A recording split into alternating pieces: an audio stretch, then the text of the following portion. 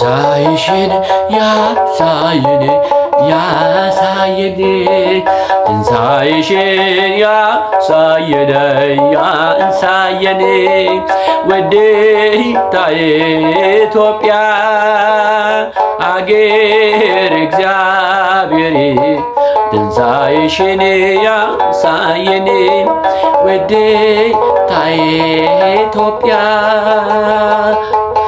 አገር እግዚአብሔር ትንሣኤሽን ያሳየን ትንሣኤሽን ያሳየን ያሳየን ትንሣኤሽን ያሳየን ያሳየን ውዴታ ኢትዮጵያ አገር እግዚአብሔር ትንሣኤሽን ያሳየን ውዴታ ኢትዮጵያ አገር እግዚአብሔር ትንሣኤሽን ያሳየን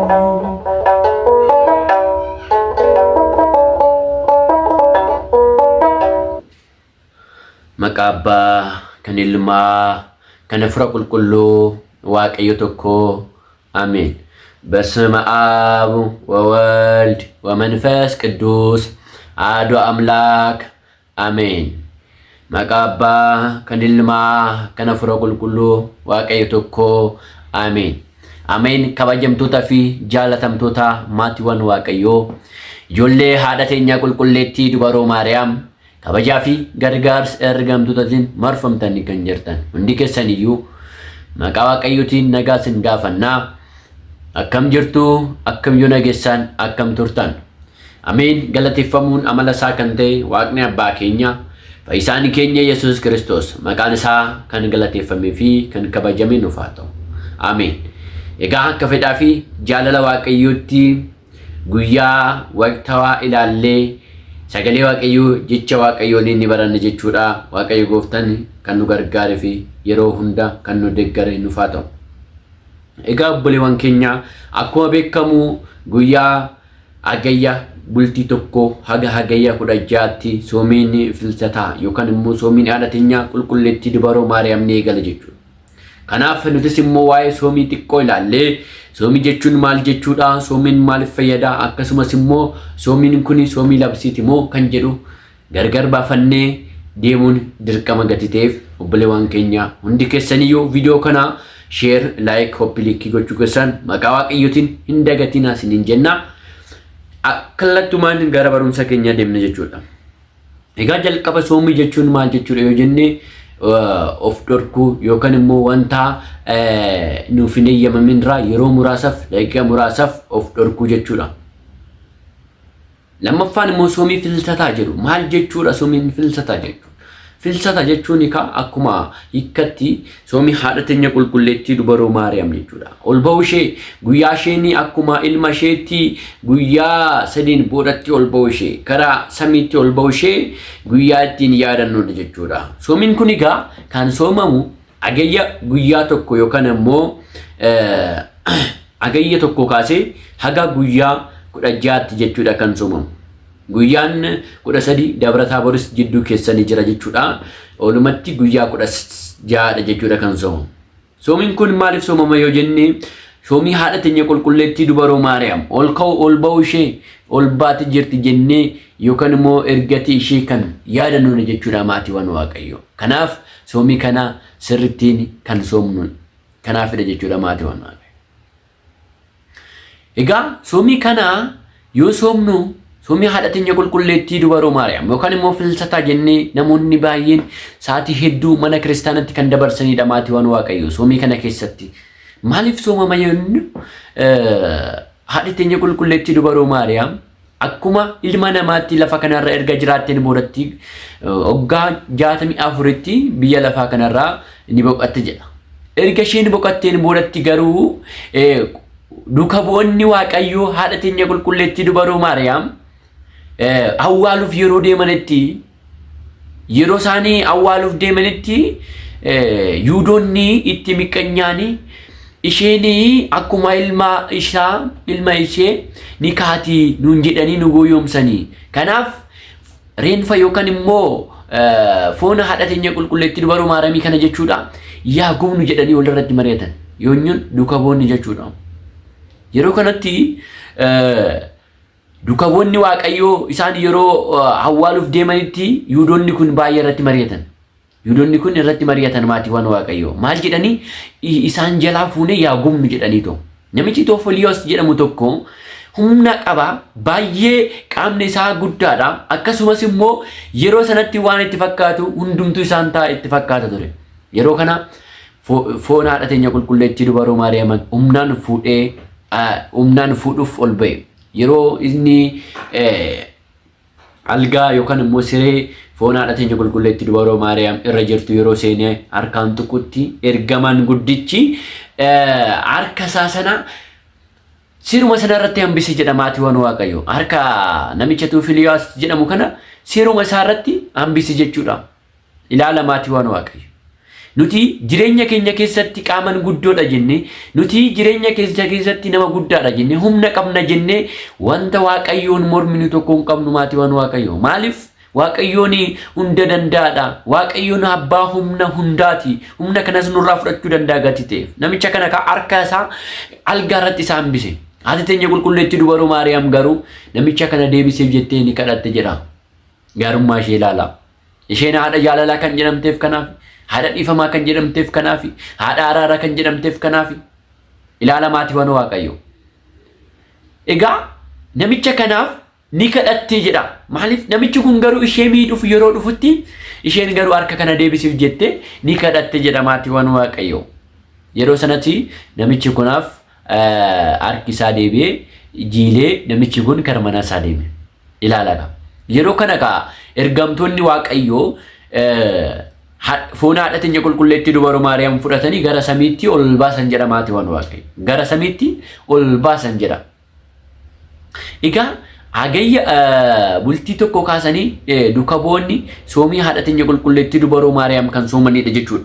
Egaa soomii kana keessatti ergamtoonni waaqayyoo foon haadha teenya qulqulleetti dubaroo Maariyaam gara samiitti yeroo ol baasanitti baatii 8 yookaan immoo ji'a 8 samiirra tursiisan jechuudha.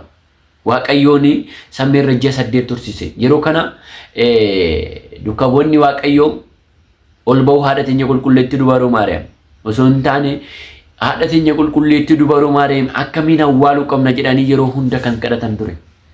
Hagayya tokko kaasee aga 16 sirriitti ni kadhatan ture. Soomiidhaan, kadhannaadhaan, sagadeedhaan akkasumas waaqayyoon kadhatan ture maatiiwwan waaqayyoo. Yeroo kanas waaqayyoos isaaniif ifama taasisee foon haadha teenya qulqulleetti dubaroo Maariyaam ji'a 8 booda gara biyya lafaatti ergeef jechuudha. Haaluma ho'aateen foon haadha teenya qulqulleetti dubaroo Maariyaam ergamtootaan gara biyya lafaa kanatti nuuf erge. Yeroo sanaadha maatiiwwan waaqayyoo. Yeroo foon haadha teenya qulqulleetti dubaroo Maariyaam gara biyya lafaatti ergameen boodatti awwaaluudhaaf yookaan immoo duuka boonni waaqayyoo awwaaluudhaaf yeroo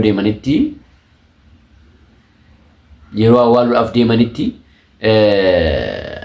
Geete Samaan bakka jedhamutti awwaaluuf deeman. Yeroo sanas sirnicha raawwatanii yeroo sana keessatti duuka bu'aan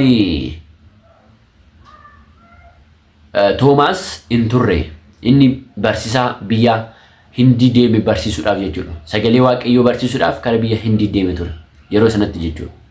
Kanaaf Toomaas akkamittiin hin argine jedhee yeroo barsiisa isaa yookaan immoo barumsa isaa goolabee gara biyya isaatti galuuf deemu samii irratti duumessaan yeroo fe'amee deemutti ol ba'u haadha teenya qulqulleetti dubaroo Maariyaam arge. Eenyuun? Toomaas jechuudha maatiiwwan waaqayyoo. Toomaas ni arge. Yeroo argu kanas Toomaas baay'ee gadda jedha maatiiwwan waaqayyoo. Maaliif? Toomaas gooftaa keenya fayyisaan keenya Yesuus Kiristoos ol ba'uu isaatis hin argine ture. Bira hin turre ture. Maaliif? Barumsaaf deeme gati ta'eef.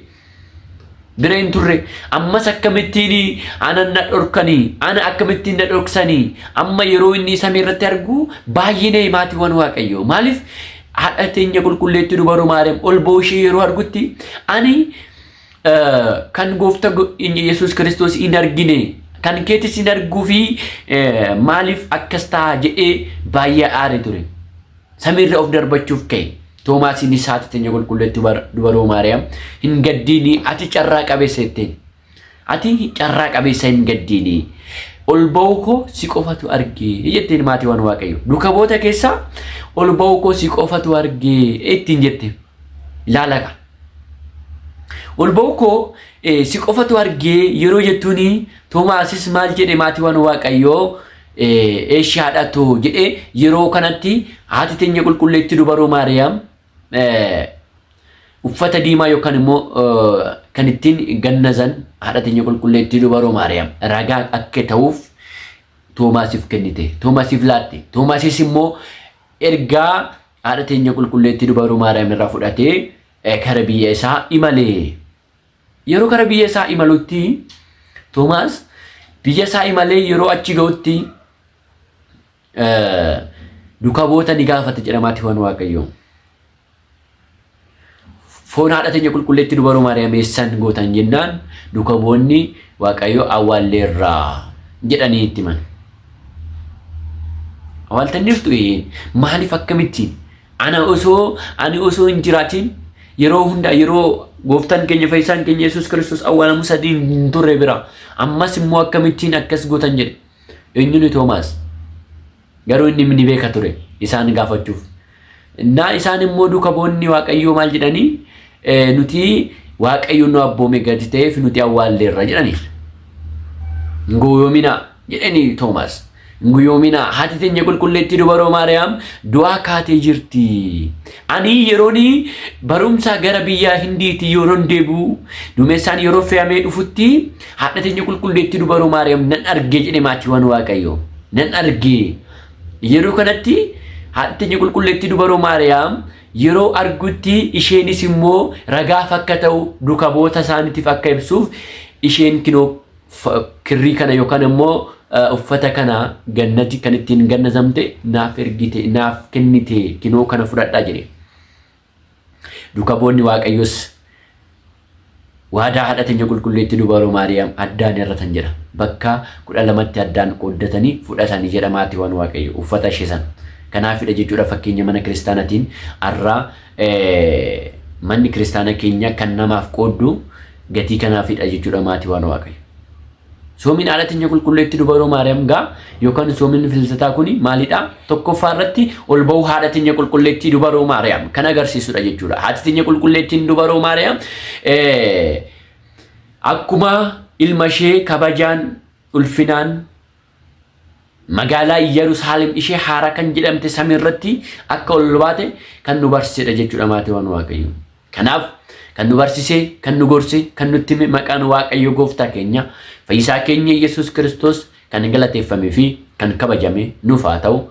Obboleewwan keenya hundi keessanii yoo haroonni viidiyoo kana daawwattan YouTube keenya, chaanaalii keenya subscribe, like akkasumas immoo ኮፒ ሊንክ ጎቹ ገሰን መቃወቀይት እንደገቲና ሲንጀና ወስብሐት ለእግዚአብሔር ወለወላዲቱ ድንግል ወለመስቀሉ ክቡር ይቆያል።